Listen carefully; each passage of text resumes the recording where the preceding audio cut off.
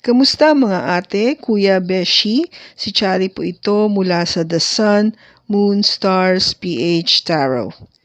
Ipapaalam ko lang po na ito po ay isang general read o pangkahalatang pagbabasa at maaring hindi lahat ay magtugma sa inyong sitwasyon. I-check din nyo ang inyong Moon, Rising at Venus sign. Baka doon mas tumugma ang read para sa inyo. At kung ang mensahe ay tama sa inyo, paki-like lang po at mag-subscribe kung hindi pa ninyo ito ginagawa. Okay, mag-umpisa na po tayo.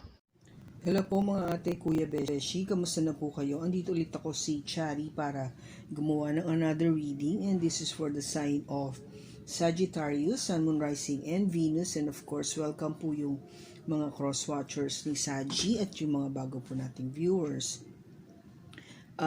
Gusto ko lang mag-ask ng paumanhin kung bakit medyo delay ako ngayon sa paglalabas po ng video for Saggy and Libra. Kasi pangalawang beses ko na po ito gagawin itong pag-recording para sa dalawang zodiac sign na ito dahil yung una po ay nagkaroon ako ng problema sa kanyang audio. Kaya hindi ko po tinuloy yung pag-edit. Kaya ngayon inulit ko po itong pagre-reading. Okay? Pasensya na po. Ngayon, tignan natin kung ano yung mababasa nating mensahe para kay Saggy.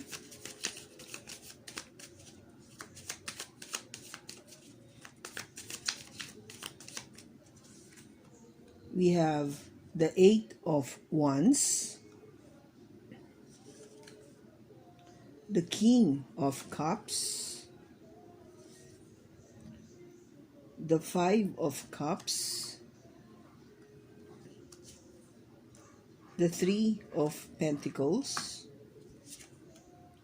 the 9 of Pentacles, the 5 of Pentacles, we have the Knight of Pentacles, the 2 of Swords,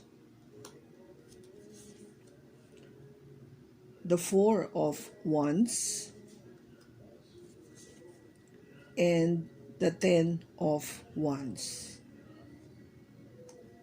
Yung bottom niya is the World. Okay, Saggy. Tignan ko lang.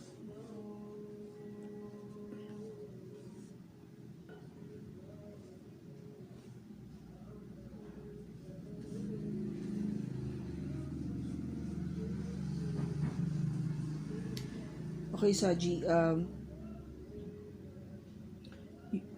yung bottom natin dito is the World.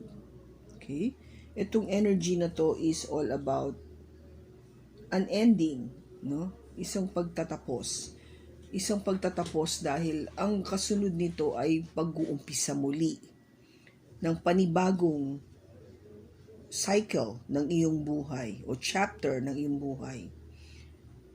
Kung dati meron kang pinagdaanan na hindi maganda, ano na yon? Andito ka na sa ending part. No?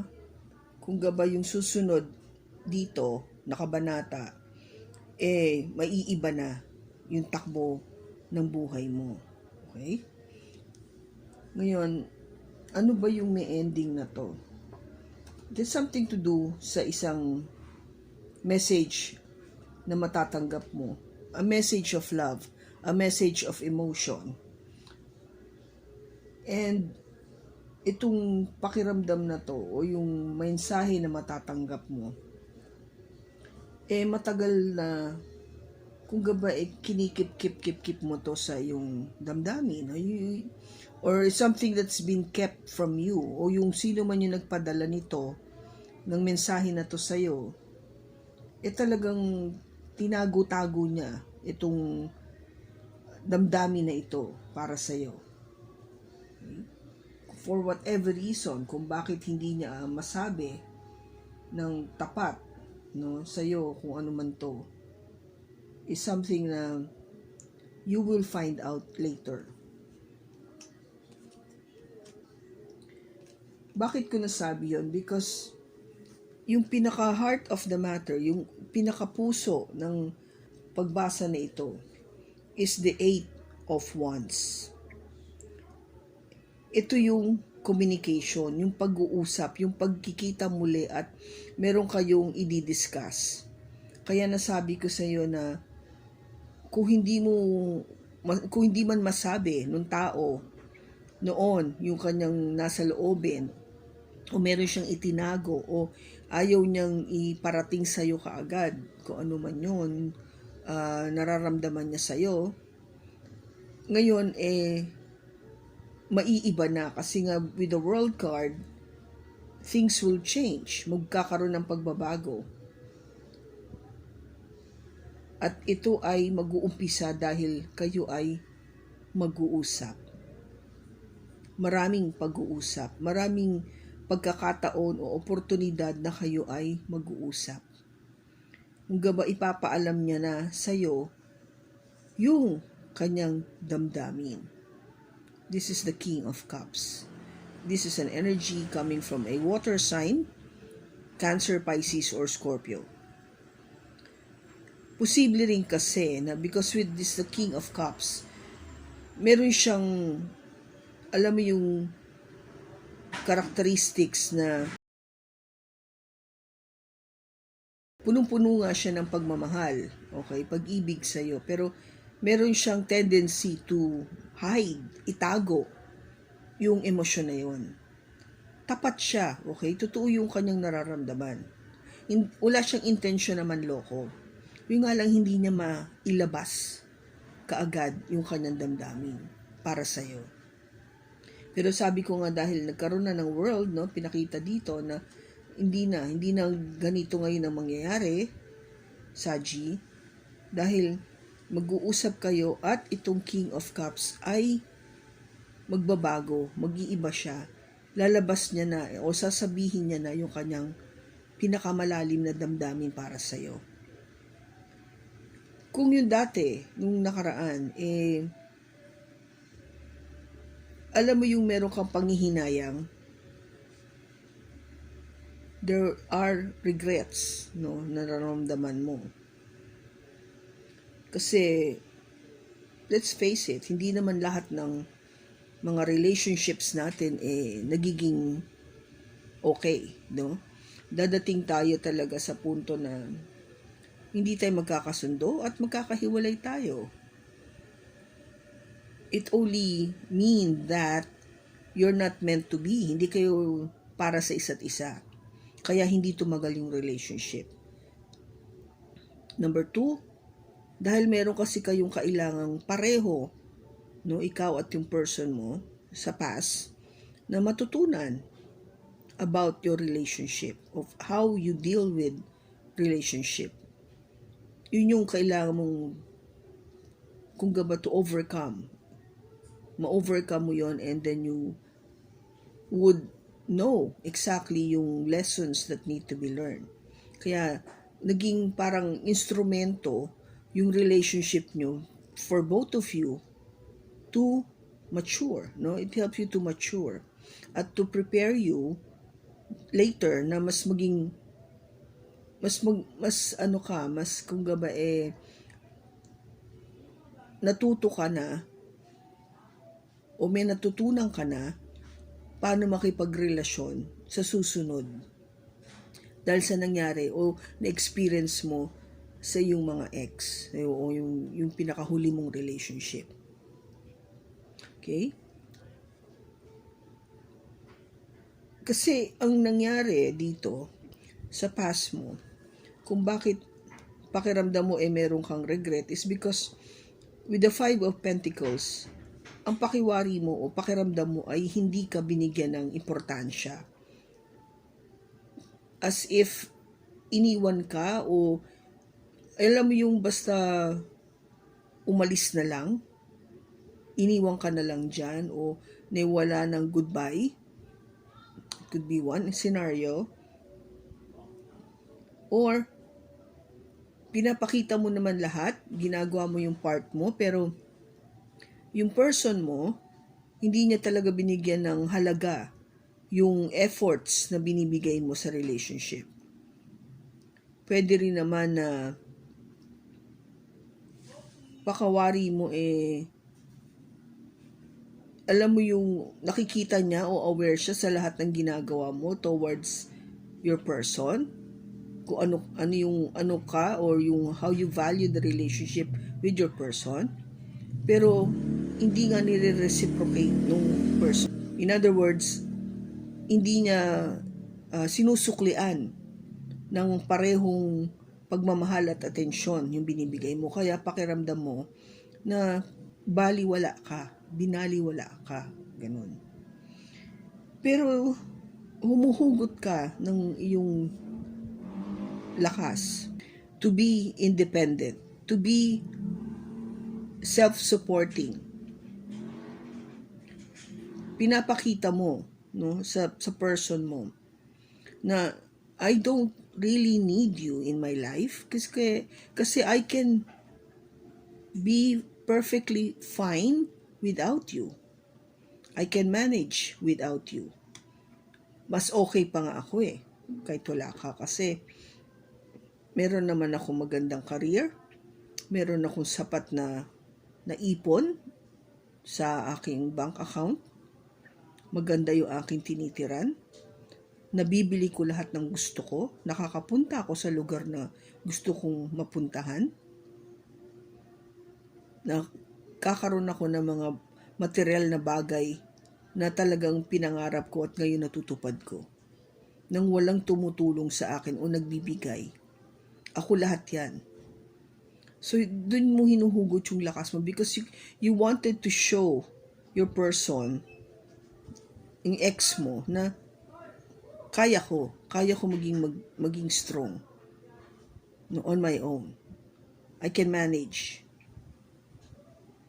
But of course, ang near future mo, what would happen in the near future is, with the Three of Pentacles, you will be working side by side with somebody, or maybe yung person mo, no, na mamimit mo sa future, and you will really appreciate the fact na yung person mo this time, itong darating sa'yo, is willing to cooperate with you, willing to work with you, no, which is what you wanted. Kasi ang pakiramdam mo nga, kung dito parang ikaw lang lahat, dito hindi. It is a shared effort, o ba shared responsibility. Ganun ang dating niya sa near future mo. What was advised dito sa reading mo, Saji, is the Knight of Pentacles. This is being very strategic pagdating dito sa ginagawa mo ngayon. Na maging dahan-dahan, huwag magmadali. Na tignan muna lahat bago ka umaksyon o bago ka maggawa ng desisyon. Which is very good, no? Kasi wala namang mawawala kung hindi ka a-action agad. Ngayon, kung ano yung nag-iimpluwensya dito sa sitwasyon na ito is the Two of Swords. Yung pakiramdam mo na hindi ka maka-decide kaagad. Maybe kung bakit ka nga mabagal, because decision cannot be made right away. Kung ano man yung dapat mong pagdesisyonan. Maybe it's something to do na, should I get involved again? O magkaroon ba ako, gusto ko ba ulit magkaroon ng involvement with another person? O should I just stay single? Yun yung something na dinidecide mo, kaya medyo mabagal ka. You don't want to put yourself out there ulit sa date, kung makipag-date or ganun. Kasi for you, I'm doing fine. Now, yung hopes and fears mo is something to do with the Four of Wands. Of course, ang gusto mo is something that would be long-lasting, tumatagal, merong solid foundation, may patutunguhan, merong plano for the future. Because this is the future. No, you wanted to see na yung magiging next relationship mo, Saji, is talagang merong patutunguhan. Na masasabi mo na there is plan to get married. There is plan to have a husband or have a wife. Yung ganun. Hindi yung maging single lang ako. Now, what is the outcome? Yung outcome dito sa buong reading natin is the 10 of Wands. Now, nagiging mabigat na ito sa'yo, Saji. Very burdensome. As if parang pakiwari mo mabigat yung dinadala mong sitwasyon. Sa sitwasyon na ito, mabigat yung dinadala mo. I-clarify natin yan kung bakit ganun yung nararamdaman mo. Bakit andito yung 10 of Wands?